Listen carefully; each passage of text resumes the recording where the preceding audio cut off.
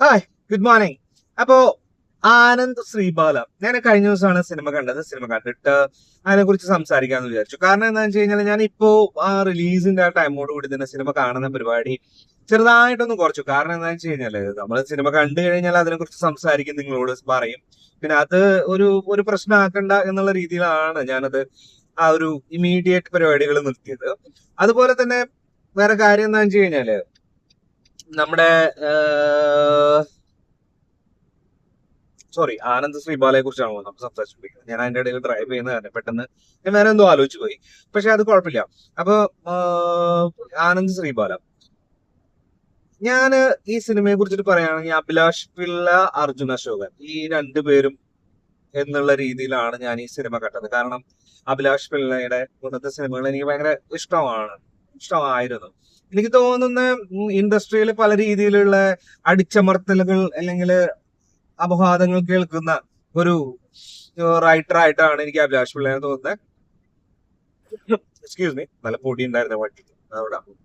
കാരണം ഒരു category of cinema പുള്ളി ചെയ്യുന്നതിന്റെ പ്രശ്നവും അതിലൂടെ ഒരു ചേരിതിരിവൊക്കെ അനുഭവിക്കുന്നുണ്ടോ ഇല്ലയോ എന്നുള്ളതൊക്കെ എനിക്ക് ഫീൽ ചെയ്തിട്ടുണ്ട്, ഉണ്ടായിരിക്കണം. പിന്നെ അതുപോലെ തന്നെ ആനന്ദ് ശ്രീബാലയെ കുറിച്ചിട്ട് സംസാരിക്കണം.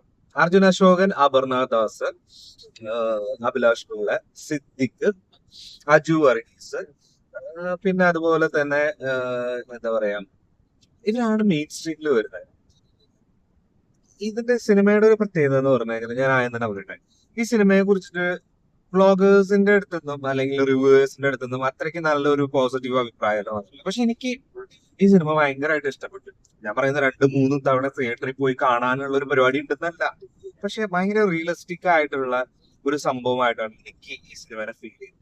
ഞാൻ പിന്നെ അതിനെ കുറിച്ച് കൂടുതൽ അന്വേഷിച്ചു പോയി. ഇതിൽ പല ഘടകങ്ങളും തീർച്ചയായിട്ടും എന്താ പറയാ, നമ്മുടെ റിയൽ ലൈഫിൽ സംഭവിച്ചിട്ടുള്ള കാര്യങ്ങളാണെന്നാണ് പറയപ്പെടുന്നത്. ലൈക്ക് അതിനകത്ത് പല ഇൻസിഡൻസ്, അപ്പൊ അതിനെ ബേസ് ചെയ്തിട്ടാണ് ഈ കഥ എന്നൊക്കെ പറയുന്നത്. അപ്പൊ അങ്ങനത്തെ കൂടി ഒരു ആംഗിളിൽ നോക്കുവാണെന്നുണ്ടെങ്കിൽ ഇത് സൂപ്പർ മൂവിയാണ്, സൂപ്പർ മൂവി. ഒരു വൺ ടൈം തിയേറ്റർ വാച്ച് പടം. കാരണം അർജുൻ അശോകനെ എല്ലാവർക്കും അറിയാം, അദ്ദേഹത്തിന്റെ പരിപാടികൾ എങ്ങനെയാണ്. അതിന്റെ ഇടയിൽ കൂടെ ഇത് ചെറിയ എലമെന്റ്സ് കാര്യങ്ങളൊക്കെ വെച്ച് അത് ആ പടം രസമായിട്ടുണ്ട്. ഇതേപോലെ ഇതേപോലത്തെ ഒരു സംഭവം വന്നിട്ടുണ്ടോ ഇല്ലയോ എന്നുള്ളത് അറിയില്ല. പക്ഷെ പലരും ഇതിനകത്ത് അറിയപ്പെട്ടു, പറയുന്നുണ്ടായിരുന്നു.